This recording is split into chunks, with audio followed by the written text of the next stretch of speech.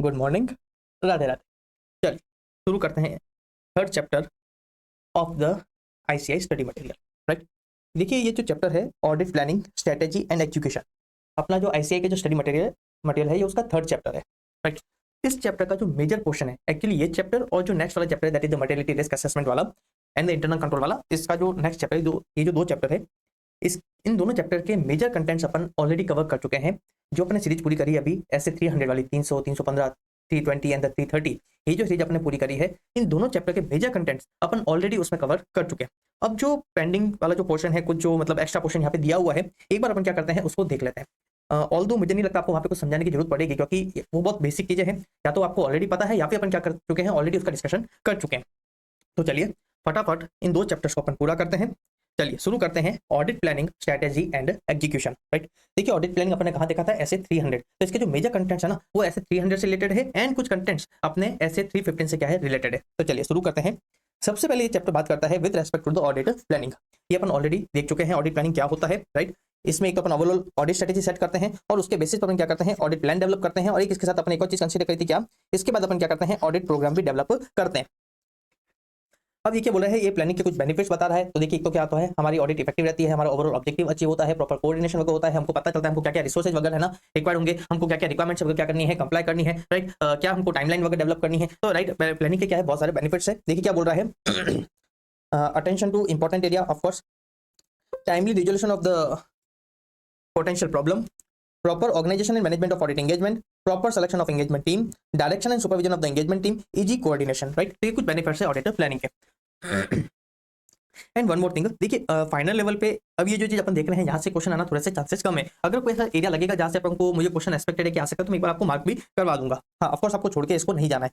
फिर ये बोल रहा है nature and extent of planning. Right, मतलब प्लानिंग कितनी डिटेल होनी चाहिए, राइट, क्या क्या एरिया आपको कंसीडर करना चाहिए, कितने एफर्ट्स वगैरह लगेंगे। राइट, ये कुछ फैक्टर्स पे डिपेंड करता है। पहला तो नेचर ऑफ एंटिटी क्या है, साइज ऑफ एंटिटी क्या है, दूसरा past experience and expertise and the change in the circumstance. Right, ये कुछ बेसिक है ना गाइडलाइन दी है। इसके अलावा बहुत सारे फैक्टर्स होते हैं। Right, while setting of the audit planning जो अपन ऑलरेडी क्या किया था बहुत सारे डिस्कशन किए थे। राइट, जैसे कि इंडस्ट्री किस टाइप की है, राइट, रेगुलेटर्स की क्या क्या रिक्वायरमेंट है, कम्युनिकेशन वाली चीजें देखी थी। राइट, रिसेंट जो सिग्निफिकेंट डेवलपमेंट वगैरह थे, इकोनॉमिक एनवायरमेंट वगैरह, अपन क्या करते हैं बहुत सारी चीजों को कंसीडर करते हैं। राइट, वेल ना कंसीडरिंग द प्लानिंग प्रोसीजर्स वगैरह। अब ये दूसरा बोल रहा है प्लानिंग, ये अपन ऑलरेडी कर चुके हैं। क्या देखिए प्लानिंग डिस्क्रीट ना प्रोसेस नहीं है, रेदर ये क्या है कंटिन्यूअस प्रोसेस है। एंड ये कब शुरू होता है, shortly begins after the completion of the previous audit and continues until the completion of the current audit engagement. Right, planning includes consideration of planning of certain activity and audit procedure, it involve audit programming. ये अपन already कर दिया था कि है ना planning में audit programme भी क्या होता है इंक्लूड होता है।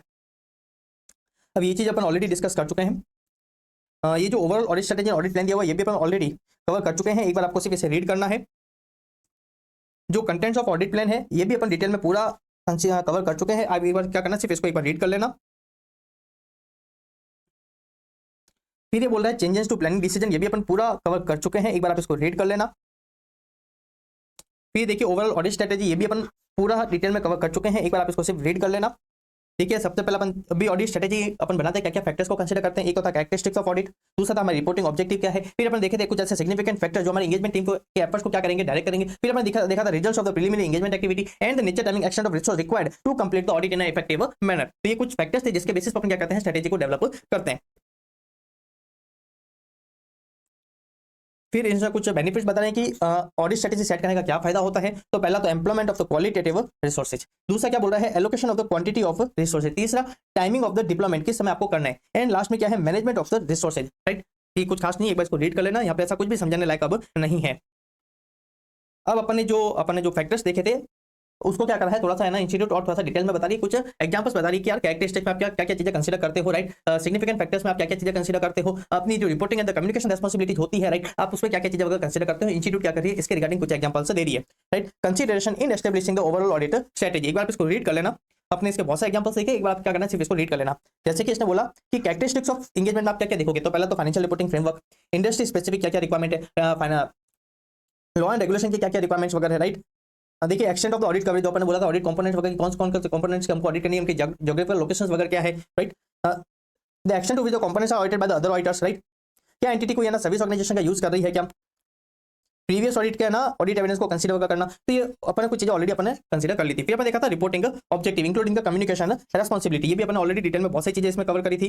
फिर अपन देखे थे कुछ सिग्निफिकेंट फैक्टर्स वगैरह जो हमारे एंगेजमेंट टीम के क्या करते हैं, एफर्ट्स को क्या करेंगे, डायरेक्ट करेंगे, जैसे कि materiality level, risk of material miss statement initial क्या लग रही है, राइट। अगर कोई प्रायर जो पिछले साल हमने ऑडिट की थी उसके जो एक्सपीरियंस है उसके बेसिस पर हमको ऐसा कोई लगता है कोई ट्रांजेक्शन जो एंगेजमेंट टीम के है ना एफर्ट्स को क्या कर सकते हैं, डायरेक्शन उनके जो वर्क है उनको क्या कर सकते हैं, इंपैक्ट कर सकते हैं। हम क्या करते हैं यहाँ पे उन सब चीजों को कंसीडर करते हैं, जैसे कोई सिग्निफिकेंट ट्रांजेक्शन हुआ है, बिजनेस कॉम्बिनेशन वगैरह हुआ है, फाइनेंशियल रिपोर्टिंग फ्रेमवर्क की रिक्वायरमेंट कुछ चेंज हुआ है, या फिर बिजनेस में कोई रैपिड ग्रोथ वगैरह हुआ है, या फिर हो सकता है मैनुअल से इंफॉर्मेशन टेक्नोलॉजी में शिफ्ट हुआ है, राइट। ये कुछ फैक्टर्स राइट जो हमें क्या कर सकते हैं, एफर्ट्स को क्या कर सकते हैं, इंपैक्ट कर सकते हैं। तो हम क्या करेंगे उसको भी कंसीडर करेंगे while setting the overall audit strategy. फिर क्या है documenting the audit planning, right. इसमें तीन चीजें अपन डॉक्यूमेंट करते हैं। पहला तो overall audit strategy, audit plan, अगर उसमें कुछ चेंजेस किए हैं तो अपन क्या करते हैं उसको रिकॉर्ड करते हैं, right. Record of the key decisions, record of nature timing action of the risk assessment procedure जो अपन ने डिसाइड किए होंगे, and record of reason for change in the audit plan, अगर आपने उसमें कोई चेंजेस किया तो अपन क्यों किया, अपन क्या करेंगे उसके लिए डिटेल रिकॉर्डिंग करेंगे, and nature timing action of the resources required to perform the audit. फिर अपन ऑलरेडी डिस्कस कर चुके हैं relationship between the overall audit strategy and the audit plan, एक बार उसको रीड कर लेना, अपन ऑलरेडी इसको कवर कर चुके हैं। ओके, अब एक चीज बाकी है अपनी कौन सी, ऑडिट प्रोग्राम। इसको अपन थोड़ा सा डिस्कस नहीं किया था, ऐसा एक्चुअली इसमें ऐसा कुछ खास है नहीं। देखिए क्या होता है ऑडिट प्रोग्राम, क्या होता है, एक अपन बहुत डिटेल में एक डॉक्यूमेंट क्या करते हैं, प्रिपेयर करते हैं, उसमें ऑलमोस्ट क्या करते हैं हर एरिया को क्या करते हैं अपन एड्रेस करते हैं। और ये बेसिकली क्या होता है जो हमारे जो एंगेजमेंट टीम के जो जूनियर जो स्टाफ वगैरह होते हैं, राइट, आर्टिकल वगैरह होते हैं, नॉर्मली उनके लिए होता है कि आप किस तरीके से अपनी ऑडिट को है ना कैरी आउट करोगे। जैसे कि इन्वेंट्री वाला पार्ट हो गया, तो इन्वेंट्री में अपन जैसे कि मान लीजिए इन्वेंट्री के एरिया अपने ले लिया, well designing the audit programme, बराबर। ऑडिट प्रोग्राम सबसे ज्यादा डिटेल होता है। देखिए ऑडिट स्ट्रेटेजी है वो हमको एक क्या करती है, ब्रॉड आउटलाइन देती है, राइट, एक होलिस्टिक व्यू देती है, बराबर। उसके बेसिस पर हम क्या करते हैं ऑडिट प्लान डेवलप करते हैं, बराबर, कि रिस्क असेसमेंट प्रोसीजर क्या परफॉर्म करने हैं, बराबर, किस तरीके से एंटिटी की अंडरस्टैंडिंग लेनी है, क्या क्या प्रोसीजर्स परफॉर्म करने हैं, उसके बेसिस पे क्या फर्दर प्रोसीजर्स परफॉर्म करने हैं, राइट, किस तरीके से अपन रिस्क को कवर वगैरह करेंगे। तो इस तरीके से क्या होता है कि ऑडिट प्लान ऑडिट स्ट्रेटेजी से ज्यादा है ना डिटेल होता है। अब जो ऑडिट प्रोग्राम होता है वो बहुत ज्यादा डिटेल होता है। अपन उसमें क्या करते हैं हर इंडिविजुअल आइटम को क्या करते हैं एड्रेस करते हैं, अपने वहाँ पे क्या क्या रिस्क को है ना कंसीडर किया था अपन क्या करते हैं उसको भी यहाँ पे है ना शो करते हैं, बराबर। उसके रिगार्डिंग इंटरनल कंट्रोल्स के अपने क्या असेसमेंट थे अपन उसको भी यहाँ पे है ना रिफ्लेक्ट करते हैं। अगर हमने इंटरनल कंट्रोल्स को टेस्ट करने का सोचा था तो उसको क्या क्या टेस्ट करेंगे, कैसे कैसे टेस्ट करेंगे, अपन वो भी यहाँ पे इंक्लूड करेंगे, राइट। अपन को किस किस चीजों के रिगार्डिंग स्पेसिफिक एश्योरेंस चाहिए अपन क्या करेंगे वो भी यहाँ पे इंक्लूड करेंगे, राइट। एंड आपको क्या फर्दर और प्रोसीजर्स परफॉर्म करने हैं हम क्या करेंगे यहाँ पे वो भी इंक्लूड करेंगे। वो आप क्या क्या बेसिस पे आप है ना उसको है ना इवेल्युएट करोगे, जैसे कि फिजिकल वेरिफिकेशन आप क्या क्या डॉक्यूमेंटेशन उसमें चेक करोगे, अगर परचेज में है तो आप उसको किस तरीके से वेरीफाई करोगे, राइट। अगर फिजिकल वेरिफिकेशन करना है तो आप उसको किस तरीके से ना वेरीफाई करोगे, अगर आपको उसका एग्जिस्टेंस के रिगार्डिंग एश्योरेंस चाहिए तो आप किस तरीके से उसको लेंगे। तो अपन क्या करते हैं यहाँ पे डिटेल में सारी चीजें रिकॉर्ड करते हैं। फिर अपन ये भी उसमें रिकॉर्ड करते हैं कि कौन इस वर्क को परफॉर्म करेगा, राइट। एंड अपन उसमें टाइमलाइन भी सेट करते हैं कि एटलीस्ट कितने दिन हमको है ना इस प्रोसीजर्स को परफॉर्म करने के लिए कितने दिन हमको क्या करना है एलोकेट करना है, कितने दिन में ये चीजें है ना इफेक्टिवली हम पूरी कर सकते हैं या फिर हमको इफेक्टिवली पूरी करनी चाहिए। फिर अपन क्या करते हैं यहाँ पे इस सारे वर्क को रिव्यू कौन करेगा अपन क्या करते हैं उसका भी है ना डिटेल देते हैं, साथ में वो कब तक हो जाना चाहिए अपन उसकी भी डिटेल देंगे। लास्ट में इन सबके रिगार्डिंग क्या क्या डॉक्यूमेंटेशन मेंटेन होने चाहिए, राइट, अपन उसका भी रेफरेंस देंगे कि यार ये सारे डॉक्यूमेंटेशन यहाँ पे मेंटेन होना चाहिए। तो this is what basically audit programme, बराबर। तो ये क्या होता है बहुत डिटेल होता है, राइट। एंड अगेन यहाँ पे क्या होता है हर चीज का रेफरेंस दिया जाता है, राइट। एंड जैसे कि रिस्क कैसी थी यहाँ पे सिग्निफिकेंट थी, राइट, क्या ये कैसा मटेरियल है, राइट, अगर सिग्निफिकेंट आइटम है या फिर कम सिग्निफिकेंट है या फिर यहाँ पे लो रिस्क वाला एरिया है, कैसा एरिया है, राइट, उसके अकॉर्डिंग हमको क्या क्या प्रोसीजर्स वगैरह परफॉर्म करना है, राइट। तो ये क्या होता है एक डिटेल्ड है ना मैपिंग होती है कि किस तरीके से इन्वेंट्री को चेक किया जाएगा, बराबर। इससे तो ऑडिट प्रोग्राम ऐसा कुछ है नहीं। बस एक चीज ध्यान रखना ऑडिट प्रोग्राम फ्लेक्सिबल होना चाहिए। अगर मान लीजिए हमने ऑडिट प्रोग्राम जो सेटअप किया था during the course of performance of such procedure, if any new information is available that was not available earlier or that was inconsistent with the original information, तो उसके इसमें ध्यान रखना आप क्या करोगे अपने प्रोसीजर्स को क्या करोगे मॉडिफाई करोगे। तो ऑडिट प्रोग्राम एक जो मेन चीज होनी चाहिए ध्यान रखना वो है ना फ्लेक्सिबल होना चाहिए, राइट, वो रिजिड ना नहीं होना चाहिए। अब देखिए क्या बोल रहा है एक बार देख लेते हैं इंस्टीट्यूट ने क्या दिया है। देखिए an audit programme is commonly prepared to allocate work to team member. Okay, अपन ने बताया था कि कौन इसको परफॉर्म करेगा, विच में include the list of audit procedure, साथ में अपन ने बताया था क्या क्या प्रोसीजर्स आपको परफॉर्म करने पड़ेंगे, एंड द इंस्ट्रक्शन आप किस किस डॉक्यूमेंट के बेसिस पे क्या करोगे उसको वेरीफाई करोगे, to be followed by the member. It also estimate the duration for completing an audit task. साथ में अपन क्या कहते हैं टाइमलाइन भी देते थे कि आपको कितने दिन में इससे ना काम को पूरा कर लेना है, राइट, एटलीस्ट आप कितने दिन चाहिए इस काम को पूरा करने के लिए, बराबर। साथ में इसमें हमने कम दिया है, अपन बताते हैं कि बात उसको रिव्यू कौन करेगा, उसके लिए क्या डॉक्यूमेंटेशन मेंटेन करना है, राइट, जो रिक्वायर्ड ऑब्जेक्टिव था क्या वो ऑब्जेक्टिव अचीव हुआ या नहीं हुआ, राइट। तो अपन क्या कहते हैं यहाँ पे मल्टीपल चीजें है ना रिकॉर्ड करते हैं इन डिटेल। अभी क्या बोल रहा है formulating an audit programme, it is very useful for student to know how to plan an audit programme. The programme में कंटेन ऑडिट ऑब्जेक्टिव, राइट, सबसे पहले ऑब्जेक्टिव क्या है for each area and should have sufficient detail to serve as a set of instruction to the assistant involved in audit and as means to control the proper execution of the work. सबसे पहले objective clear होना, जैसे अपन बोला ना कि यहाँ पे risk कितनी थी, अपन को किन चीजों के अकॉर्डिंग है ना रिगार्डिंग अपन को एश्योरेंस चाहिए, उसके रिगार्डिंग क्या स्पेसिफिक ऑडिट प्रोसीजर आपको परफॉर्म करना है, लास्ट में क्या रिक्वायर्ड एश्योरेंस आपको है ना अचीव हुआ या नहीं हुआ, that is what basically the objective one. It may be emphasized that a clear spelling out of the audit objective for each area is important to link up the procedure with the audit objective and to ensure purposeful audit. ये चीज अभी अपन ने discuss करी थी.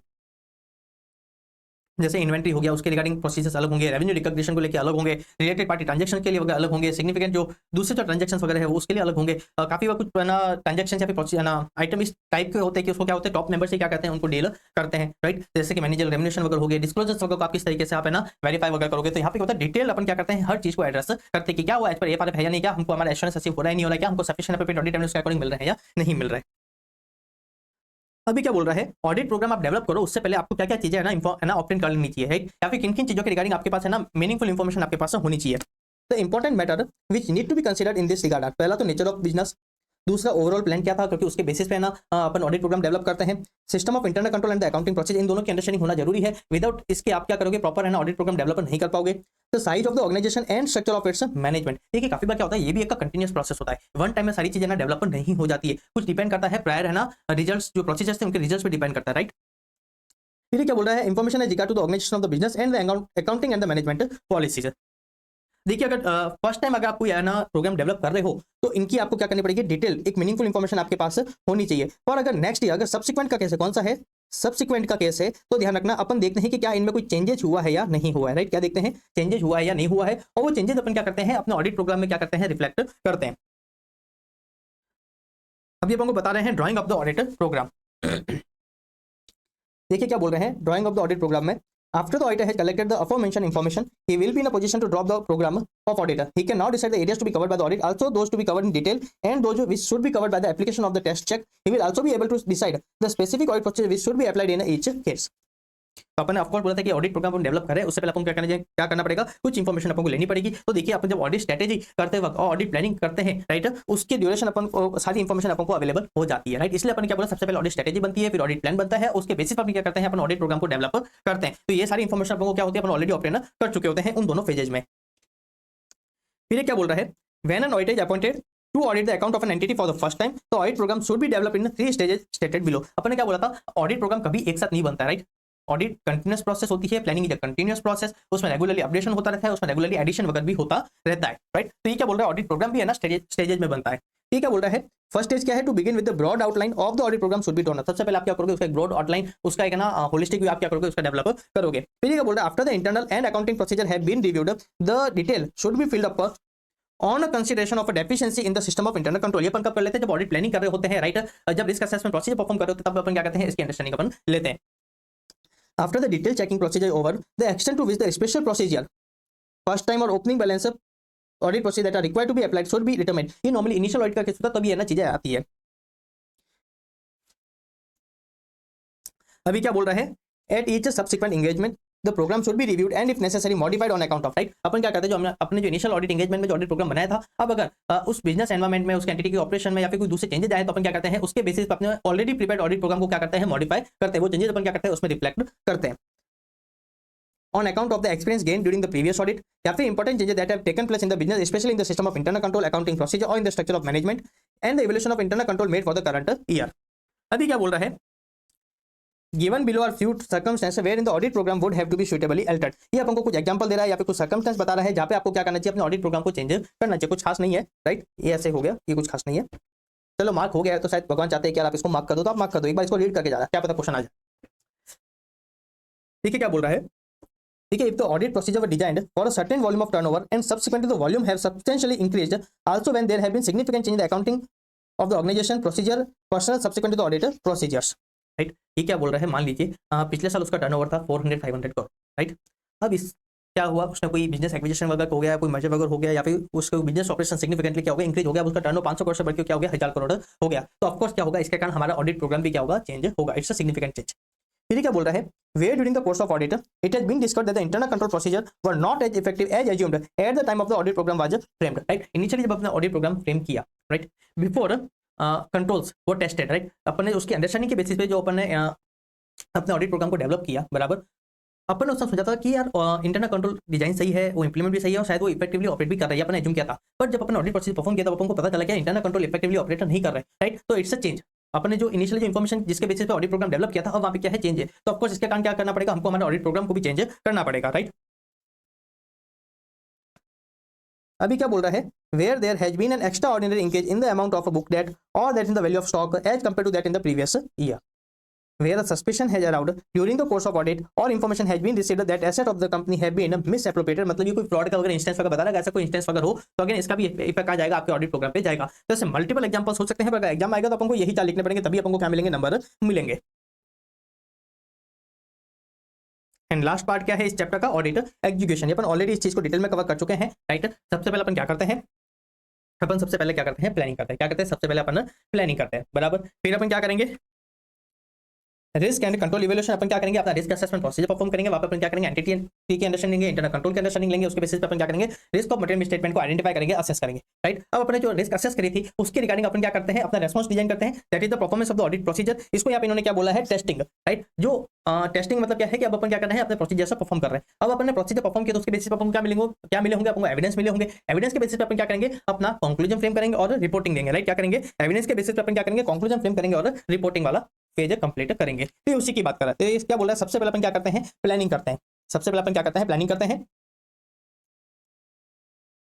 ये क्या बोल रहा है, सबसे पहले आपको क्या करना चाहिए, एक रोड मैप आपको प्रिपेयर करना चाहिए। इसी को अपन क्या बोलते हैं, ऑडिट प्लानिंग। क्यों करते हैं, for timely completion of the audit and the quality audit result. मतलब इफेक्टिवनेस की बात कर रहा है, यहाँ पर उसी की बात कर रहा है घुमा फिरा के। फिर ध्यान रखना, इसके बेसिस पे क्या होता है, ऑडिट प्लानिंग के बेसिस पे हमारा ऑब्जेक्टिव, स्कोप, डायरेक्शन वगैरह क्या होती है, सेट होती है। फिर अपन डिसाइड करते हैं कि अपन को क्या क्या रिक्वायरमेंट चाहिए, कि nature type of resources required to complete the audit. और ये क्या बोल रहा है, ऑडिट प्लान सही तरीके से हो, इसलिए आपके पास क्या होनी चाहिए, कुछ इन्फॉर्मेशन होनी चाहिए। ऑफकोर्स अपन ने बोला था वहाँ पे ऑलरेडी। फिर अपन क्या करेंगे, फिर अपन अपने रिस्क असेसमेंट प्रोसीजर परफॉर्म करेंगे। ये उसी की बात कर रहा है। ये क्या बोल रहा है, ऑडिटर क्या करेगा, उसके बाद detail risk and control assessment करेगा। इसी को क्या बोलते हैं, रिस्क ऑफ मटेरियल स्टेटमेंट को आइडेंटिफाई करना, असेस करना, राइट।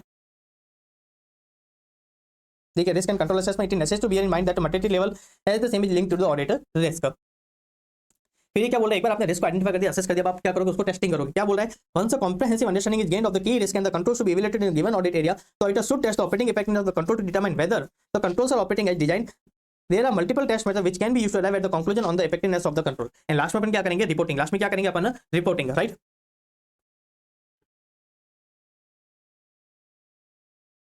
तो अपन ओपिनियन, कंक्लूजन एंड ओपिनियन कैसे फ्रेम करते हैं, on the basis of as per S 700, right.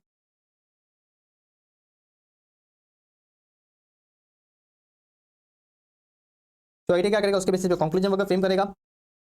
और ये चेक करेगा क्या फाइनेंशियल स्टेटमेंट एज पर जो एप्लीकेबल फाइनेंशियल रिपोर्टिंग फ्रेमवर्क है उसके अकॉर्डिंग बना है या नहीं बना है।